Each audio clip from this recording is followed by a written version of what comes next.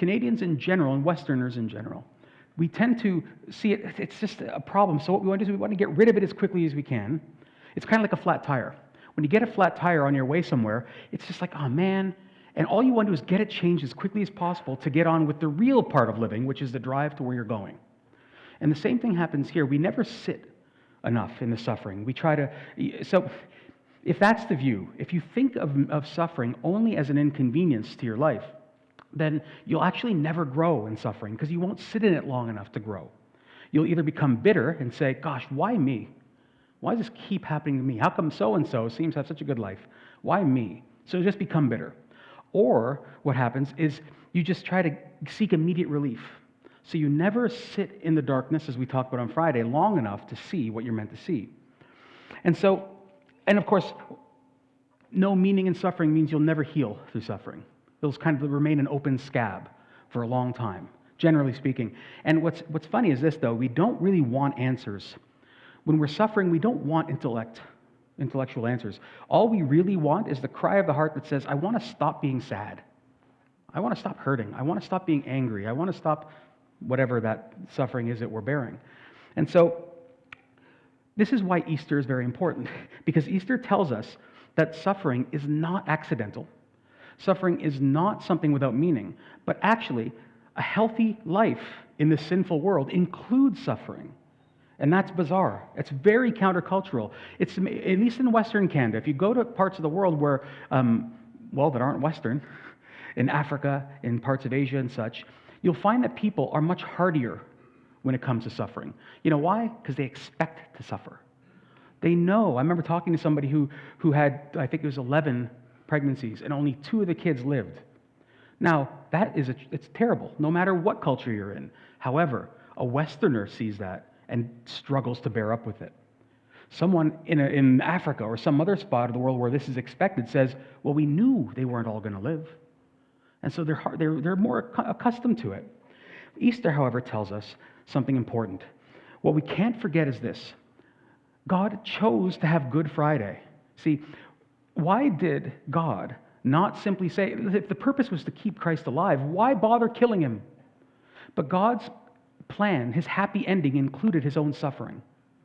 And if that's the case, then suffering has a purpose. It has a meaning. And that's why when you read stories like this that have the backdrop of the Passover and of Easter, which wasn't being celebrated yet at that point, 44 AD at this point. But when you read it, it's important because it shows us that something about the resurrection, something that they believed about Easter, allowed them to not only endure it, but to accept suffering, to have peace in suffering, and then to have rescue from suffering. And this is one of the things that we see here, and it's what Easter offers us all. And I'll say this. This is such a brilliant little passage. I can't do it justice. Tuesday mornings helps the Bible study, because Luke is at his storytelling best here. There's jokes, there's comedy, there's so many wonderful things that I can't speak about. But what we also see here is that the best stories are not just ones that tell a story, but tell your story as well. The ones that beg us to enter in and help us understand ourselves better. And we see that here. And best of all, we get to understand God better. So accepting suffering, having peace in suffering, and rescue from suffering. That's what Easter offers. Let's look at accepting suffering. Now, like any great story, there must be a villain, right? There has to be that guy. There's a villain in every great story. And in this one, it's Herod. Now, here's something that's important. If it's hard, unless you're really studying the Bible, it can be a bit confusing because the New Testament uses the name Herod like the Old Testament uses the name Pharaoh. Pharaoh is this one ubiquitous term that stands for all Egyptian kings, not one specific one. So there's always a Pharaoh. And what it means is it's a euphemism for opponent of God, opponent of the people of God. And in the New Testament, they often speak about Herod, and you don't know which Herod they're talking about, because Herod is now a euphemism for enemy of the people of God. So here we're speaking about Herod the Great. Now, I'll give you a little history lesson on Herod, because, again, the story is just, it's too good to be true, but it is true. That's why it's awesome. So here's what Herod is. Herod is the grandson of Herod the Great. Herod the Great, who lived about 40 years earlier and oversaw the largest chunk of land that Israel had since the Davidic days and the old days. And Herod was a tyrant. Herod the Great. And so much so that he killed 3 of his sons because he was suspicious of them wanting to kill him. And one of those sons was Agrippa's father. So Agrippa is the grandson of Herod the Great. And after his dad is killed, he is shipped off to Rome for education, to go study. And while he's there, he squanders his money. He becomes broke. But in the meantime, he learns a lot about politics. He learns how to play the political game. He makes good, high, powerful friends. But one day at a party, he speaks a little too loudly what he thinks should happen. And he says that Tiberius, the current emperor, boy, I wish he was dead and Caligula was the king, was emperor. And somebody hears him and he's put in jail. So Agrippa is in jail as a young man. While he's in jail, Tiberius does die. And Caligula does become king. And Caligula, if you know the name, he's a bit of a, well, he's terrible. And just Google it. And Caligula realizes that Agrippa is an ally of sorts, so what he does is he frees him from prison and says, you know what? You're now the king of Israel. You're the king of Palestine. So Agrippa's feeling pretty good. So he goes back to Israel, and when he gets there, there's another Herod already on the throne, right? Herod the Tetrarch. That Herod is the one who you know from his troubles with John the Baptist and with Jesus.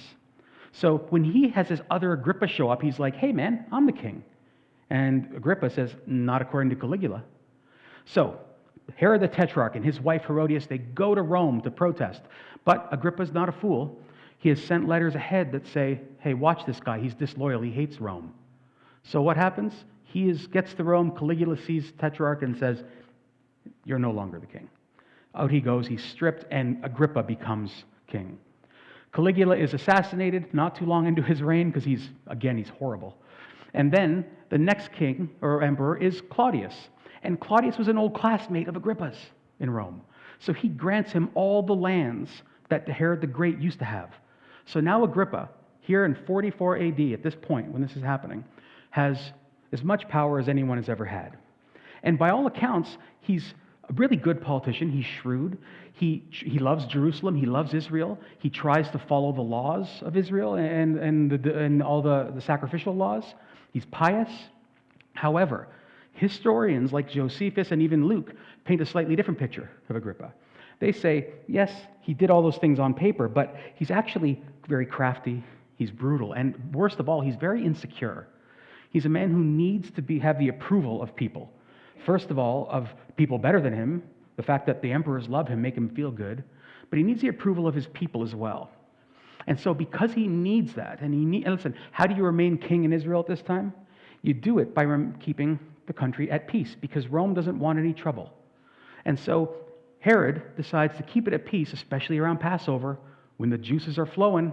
Nationalism is really high in Israel. They're all together. There's drinking, and all the sedition and all the malcontents are together. So Rome puts more men into Jerusalem at every time when there's Passover. And so what does he do? He decides, I'm going to do what I can to not only have peace, but to secure my place. So I'm going to chase these Christians who have become a little bit of a nuisance. And so he seeks to wipe them out, and he does so by seeking their leadership. He first kills James, the son of Zebedee. So this is one of the sons of thunder, if you've read the Gospels. So he kills James, and then he wants to kill Peter, but he arrests him during the Passover. And you can't kill anybody during Passover. It's against the law. So the idea is we'll keep him in jail until the Passover is over, and then we'll kill him the next morning. That's the plan. And so, accepting suffering. Now, turn over to the Christians now. Imagine we're not in that situation. I know sometimes you read the wrong media that says that we're under, these sorts of persecutions. We're not in Canada, not like that. Imagine you were, though. It's pretty terrifying. They're hunting everybody down. They're finding the Christians. They're killing them. They've now escalated it to openly killing and executing. And so what would be a very legitimate response of the church, and we know some of them did have this, even though if it's not depicted here, was a lot of questions. A lot of reason to be bitter, discouraged, and maybe even as today, some people deconstructing their faith, right? You become disenchanted when your life goes awry, so you all of a sudden deconstruct. You stop believing because of your circumstances. And we could understand that compulsion. We understand that desire. And especially when you look at the cherry picking that Christians often do of the Bible. So the Bible, for instance, it's easy if they could say, listen, in Isaiah 54, you said, no weapon fashioned against you should succeed. Well, that's not true. We're suffering. Deuteronomy 31, God will not leave you or forsake you. Yes, he has. Isaiah 41, fear not, for I am with you. I will strengthen you. I will help you. I will uphold you in my righteous right hand. Well, Herod didn't get the message, right? For 2 Timothy, Paul says, the Lord will rescue me from every evil attack. That's not true either. Paul dies. He's executed. Jesus himself in Matthew says, I am with you always until the end of the age. So you can almost understand if you take those scriptures like that, you say, come on, man. Where is this promise of protection, of peace, of prosperity even? Where is it? And this is what makes it so very relatable. Because I don't know if there's anyone that I know, and certainly probably not anyone in this room, who at some point in their life hasn't looked up to the sky, atheist or not, and said, come on. Really? Why? Why me? Why this situation? Why now? And everybody has done it. And here's what's fascinating about that very question is this. There's no other religion in the world where you can ask that legitimately and not either be embarrassed, shamed, or kicked out of the religion. If you look up in Islam to Allah and say, why? The first response is, how dare you ask Allah? Don't you question him? Don't you dare lament. You're one of those little things down there. You live as I say. You can't ask that question. In Buddhism, you could ask the question, but Buddhists will say, there's actually no suffering. It's in your head. So don't worry about it. You're not really suffering. And then if you ask atheists, here's the challenge of atheists. If you're a legitimate atheist, if you actually believe there is nothing, your only response when somebody says why is to say, save your breath. No one's listening. No one's listening. It doesn't matter that you're suffering. Now, most atheists don't do that, right? You say you don't believe in a God, but you smuggle in the ideas of God at times. But in reality, no other worldview, only Christianity comes and says, not only should you protest, not only can you, but you should protest. And not only that, it provides answers. The God of the Bible welcomes protest, welcomes the anger, welcomes the frustration from his people, and then provides as many answers as are possible. And I'll explain a little bit of that. The first one is protest. One of read the Psalms, and don't just read them. Like if you have time, study them. Pay a lot of attention to them. And one of the things you notice in a few of them, specifically Psalm 44 and Psalm 88, is they end miserably. They're unhappy. Most Psalms start miserably or something, like there's anger, there's lament, there's a need, but they end with peace and happy and joy and trust. Not Psalm 44. It ends miserably, and the way it goes is like this. It starts by them saying, listen, our parents told us to trust you, so we've done it. But you have forsaken us. You have let us down. You're the one who has brought shame on us. We've lost every war we're in. We're struggling. We're dying. It's your fault. And then they say, and we have done everything right. It's pretty bold. But they say, we've done it all right. We have not forsaken the covenant, but you have forsaken us. And the psalm closes with an incredibly bold statement that says, wake up. Now, can you imagine? The king of the universe, he's like, wake up! Sleeping. You're asleep at the wheel, God.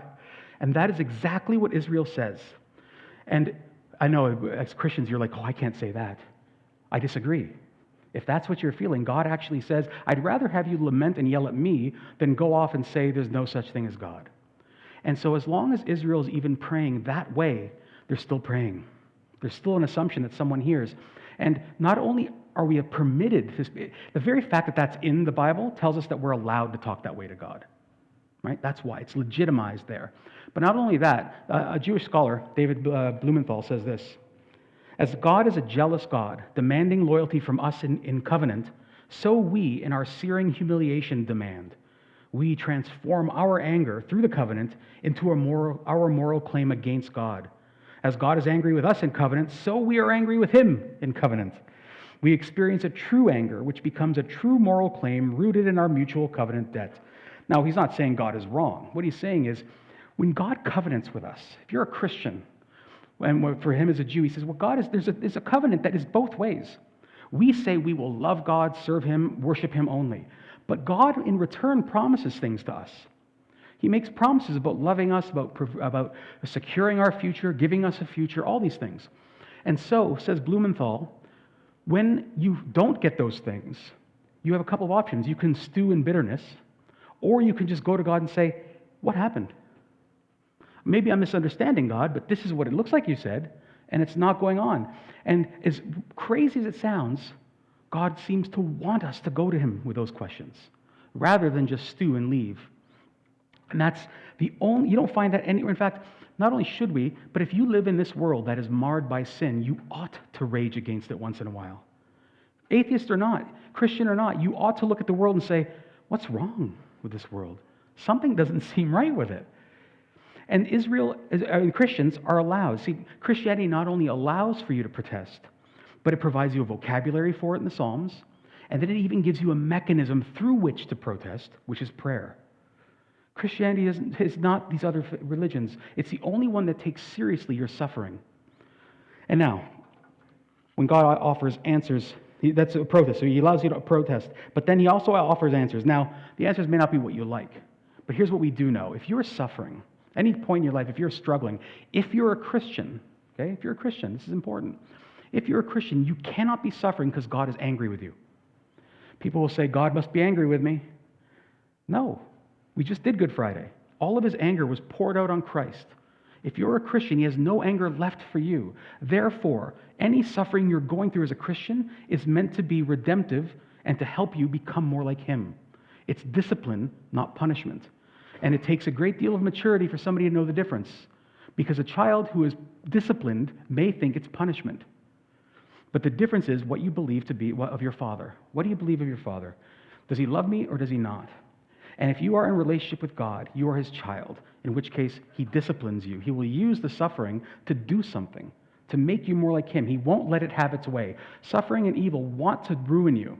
God will allow suffering to do only what he wants it to accomplish, which is to make you more like him.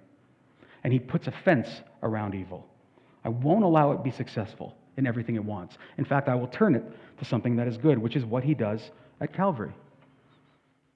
And so, if you're a Christian, you accept suffering. It doesn't mean you accept it happily and silently all the time. There's a freedom to cry out in anger and frustration. Now, but there's also peace, because you can't always be protesting, right? You can't always be complaining, right? And we all know people who do that. Some people just love to be complaining, right? If it's not the case, there must be a point at which, if God is real, that your complaining has answers and becomes peace, that you're able to somehow endure the suffering. And this is hard because in the world, peace is circumstantial. So I have peace in my life as a Canadian, generally speaking, so long as there aren't circumstances that are bringing me not peace. So if there's war, if there's strife in my home, if there's the absence or the presence of war or strife means I have no peace. Or if there's the absence of health or security or money, then I have no peace. But you see, the problem with this is you're never ever going to have lasting peace. Because if your peace is only based on circumstances, it's always going to be temporary. Because no one has endless time of great circumstances in their life. So what Christianity says, it says, no, there is a peace, but it's a different sort. It's a peace that is not circumstantial, but it's more of an abiding peace that is portable. You take it with you into any circumstance, and it allows you to be content and adapt in all of them. Even if you protest, you'll still have peace. And we see this, I think, very clearly here when Peter is asleep. So Peter's sleeping the day before his execution. I know people who don't sleep if they heard me say the wrong thing, or if somebody didn't like their food or something. I know pastors who don't sleep if somebody criticizes them. Boy, we're fragile. We're pretty fragile. Here's Peter about to die. He has more guards around him than is right. They probably know he escaped once before, so they have two guys chained to him. So these guards have to sleep with him in the cell. And there's two others outside the cell, just to make sure he doesn't escape. And Peter is sleeping in the midst of this. How does he do it? Well, it's because he has this biblical idea of peace. And to help understand it, I'm going to try. It's not simple, but here's the simplest way. The only way to have peace that can transcend any circumstance, it doesn't matter if life is good or terrible, is if your peace is rooted in something that doesn't change. Okay? And the example I'll use is, I'll try to be as quick as I can, but throughout the Old Testament, there's this wonderful statement that is often embroidered on pillows by Christians. Be still and know that I am God, right? And now there's 3 different occasions in the Old Testament when that phrase shows up, depending on your translation. But in the Hebrew, it's there. And all 3 times, it's a different Hebrew word. So the first time it shows up, we'll just go chronologically, is Exodus 14:14. Israel has left and has been taken out of Egypt, freed from slavery, but as they're out, they reach the Red Sea and find that the Egyptian army is behind them, and now they're trapped between the army and the sea. And they start freaking out.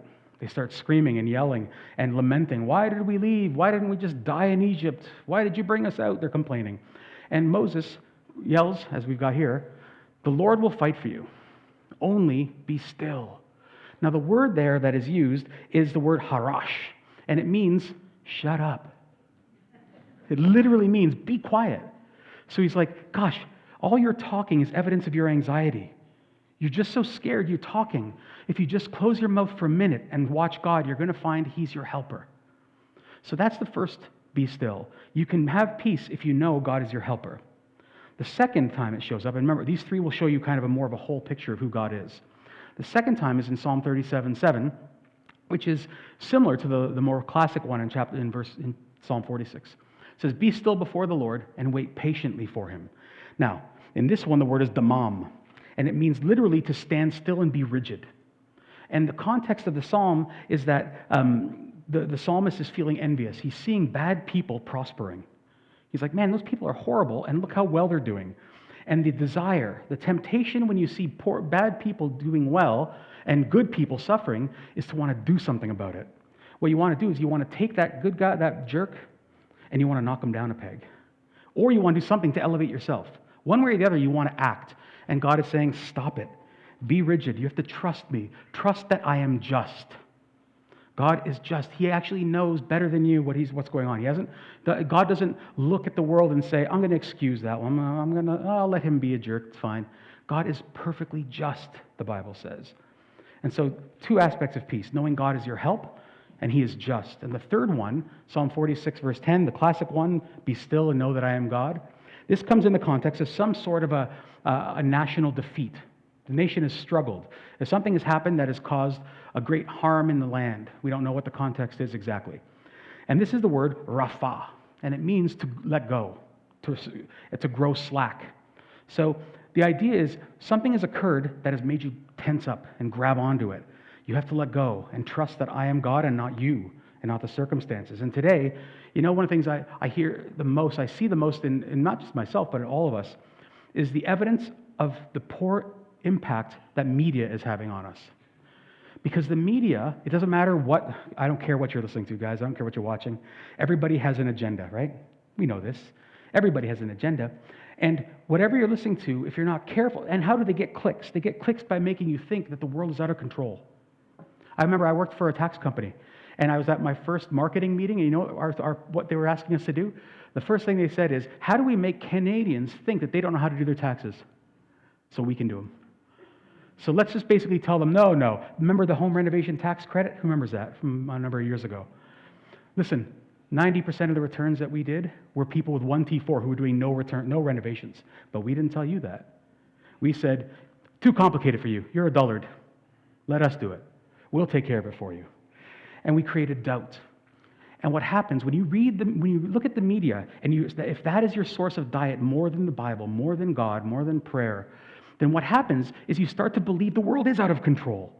And if the world is out of control, if God has let go of the reins, then you feel like I better grab onto him. Somebody has to. And then you take things that are not ultimate and you make them ultimate. Elections. You think, we have to fight against this politician, because if we don't, we're done for as a country. My friends, you are not in charge, and neither is the politician, neither is the election's outcome. God is sovereign. And so this is what that psalm is saying. Be still, let go, trust that I am God. And so the three things that make up the peace of the average Jew and Christian are trusting that God is your help, that he is just, and that he is sovereign, he is Lord. And so, how does Easter help? So they pray. The church is now praying for Peter as he's in jail. How do they know he is just and a help and a Lord? How do we know for sure? Well, they look at Easter. When we look at Good Friday, we know he is just. And people often say, if you're a skeptic, you've probably thought this, even if you're a Christian, you may have. You'll say, it's pretty archaic, isn't it? Isn't it uncultured for modern 21st century folks to think that the only way to deal with human sin is that God would kill his son? A little primitive, isn't it? Bloodletting? A little antiquated. Come on, grow up, Christians. Get into the 21st century. And I understand that. And they'll say things like, couldn't God just have forgiven it? Why does he have to do it this way? It makes no sense. Makes no sense. Listen, let me give it makes perfect sense. In 2008, during the economic downturn, Iceland did something quite radical. They forgave millions of dollars worth of mortgage debt because people couldn't pay them. So they forgave it. But here's the problem. Only a fool would think that by forgiving the debt, it meant nobody paid. My friends, when they forgive that debt, somebody absorbs the debt. You know who it is? The government did. Somebody has to pay. And so on the cross, if God simply said, no, I'm not going to forsake my son, I'm just going to forgive you guys, no problem. He is not just if he does that. He's not just. But what he does beautifully, and this is why we know he's not just, but he's also our help, is he says, the cost must be paid, but I will pay it for them. And because he does that, we know he is just. He won't let sin have its way. He won't let it go unpunished, but he will pay it. So he is just, and he does it for our sake. So we know whatever happens to us as Christians, it is for our good. I don't know how. Don't pretend to know how. But he says it, and we see it on Good Friday and on Easter. And we know he's Lord. How do we know? Who else could have done it? Simple. And this leads to the question, but Carl, the resurrection as a whole, pretty stupid, isn't it? People don't come back from the dead. We know this scientifically. Let's be careful what we know scientifically, first of all. But I'll just say two things, because it's not apologetics only, but I'll say two things that continually persuade me, and there's many things that do. One of them is a guy, who remembers Watergate? Who's old enough to remember Watergate? Yeah, you put up your hands? You should be ashamed. No, I'm joking. I'm joking. Watergate. In 1972, the Republican Party tries to cover up the fact that they broke into the Democratic headquarters at this business complex called Watergate. And one of the lawyers for the Republican Party is Charles Colson, who eventually becomes a Christian, Chuck Colson. Now, when asked why he believes in the resurrection as a lawyer, as a successful man, why, here's what he said. I know the resurrection is a fact, and Watergate proved it to me. How? Because 12 men testified that they had seen Jesus raised from the dead. Then they proclaimed that truth for 40 years, never once denying it. Everyone was beaten, tortured, stoned, and put in prison. They would not have endured it if it weren't true. Watergate embroiled 12 of the most powerful men in the world, and they couldn't keep alive for 3 weeks. You're telling me 12 apostles could keep alive for 40 years? Absolutely impossible. I know it sounds like corny, but that's pretty simple thinking. Listen, you know, I don't want to get into it. It's enough. So much I could say. The second thing that persuades me, and there's so many, but the second one of worth is if you go to Jerusalem today, if you're a scholar even, there's probably 3 places that legitimately we think Jesus was buried in. Of course, he couldn't have been, because there's only one body as far as we know. And 3 persons in the Godhead. No, sorry. It's too big. So, but here's what's interesting. If you know, the top most visited site, not even visited sites, we know where Muhammad is buried. We know it. We know where Buddha is buried. We know where Elvis Presley is buried, Frank Sinatra, Jim Morrison, Princess Di. We know where they're buried. But you don't know where Jesus is buried, the man who had a greater influence on human history than anyone ever will. Why is it that we don't know where his tomb is? Why? It can't be because he's, so ancient, we forgot. No, Buddha, come on. That's not true. We know where other people are buried. Don't bring up that's a silly lie. Here's why. You only commemorate a grave if you think the person's dead. The only reason you would ever make a shrine to somebody is if you actually thought they were dead. The Christians didn't think he was dead. Now, you could say, well, resurrection still doesn't prove anything. Gosh, people want evidence like that, and they think it's a cop-out when you say you're not going to get that evidence. My friend, when you go to the pharmacy, you trust the pharmacist. When they say, here's this pill for your, I don't want to say anything gross, your fungus. They give pills for that? Is it an ointment? I don't know. What you don't do is say, let me see, I want to check it. Let me put it under a microscope and make sure it's got everything. No. What you do is you trust on the authority of those people that is actually good for you. And historically, we do the same thing. We look at history and say, is it attested the way other historical events are, like Caesar's death, which has less people attesting it than they do Christ? We have less copies of Homer's Iliad than we do of the Bible, but nobody questions Homer wrote it. There's a willing blindness. There's an intentionality to ignore facts because simply we don't want it to be true. But the reason the Christians could have peace is because Easter tells us that we have it. That we have, if you're a Christian, you actually have Christ's peace. The problem is you don't lay hold of it. and we struggle to. So we pray and we work at it. But we have peace.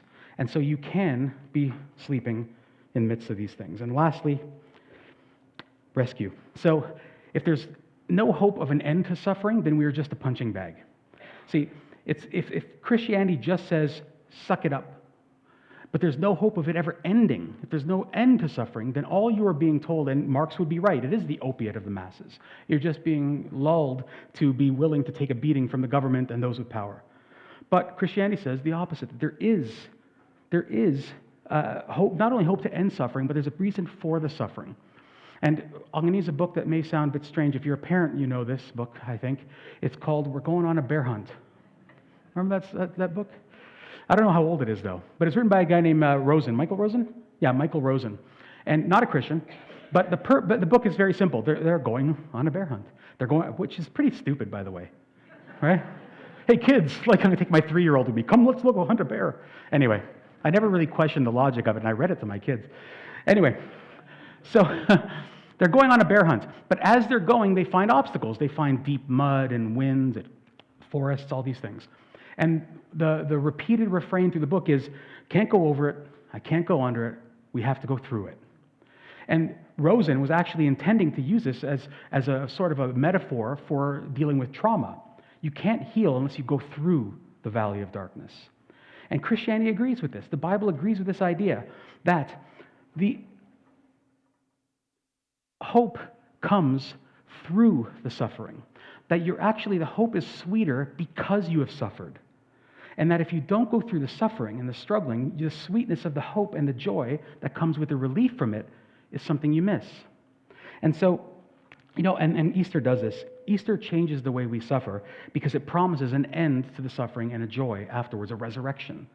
And the best example, and I used this a couple of years ago when I preached here, so if you remember it, well done, first of all. Second, forgive me. But J.R.R. Tolkien, who is the writer of Lord of the Rings, he wrote a lot about fairy tales and things. And he created a word. And the word he created was this word called eucatastrophe. And it literally means a good catastrophe. And what he meant by it, he says, the best stories have a eucatastrophe, meaning there's a point in the story when it looks so dark, but then all of a sudden a good thing happens that changes it right around and changes it everything so drastically from darkness to light that it actually could bring you to tears. Like it's such a drastic change from darkness to light. And he says this joy comes precisely because the story takes you to the depths of darkness. And because you've gone so low, you rejoice all the more when you see the light afterwards. And he says, stories have two planes, one that you see and one that you don't necessarily see at first. And let's use the example of a very simple story we all know, Little Red Riding Hood. Little Red Riding Hood, we know the story. There's this girl left on her own, no supervision, which is very strange now. And she's allowed to walk through the woods to go to her grandma's house to bring her some food because grandma's not feeling great. But she encounters a wolf that ends up stalking her. And the wolf finds out where she's going, and he goes to the grandma's house, eats up the grandma, and then lies in wait for Red. When Red gets there, he eats her up. Even though she senses something isn't right, he eats her up. And then he has some sort of human tryptophan. I guess we put people to sleep when you eat us. Because he falls asleep into a great slumber. And while he's sleeping, a huntsman happens to be walking by the cabin, and he hears an odd sound coming. So he goes and checks it out because he knows the lady who lives there.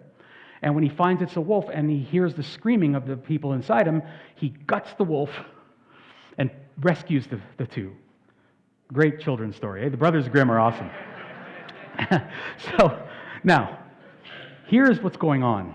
First, there's the two planes. On the one side, the very simple side, you read it and you say, great. The darkness, the deep in the belly of the wolf, they bring us, Grimm, they bring us this basement of feeling, like at the darkest place, because people don't come back from wolf bellies. So we're dark. We're expecting it's a point of no return. But then the huntsman. And so we rejoice. But here's where Tolkien is brilliant.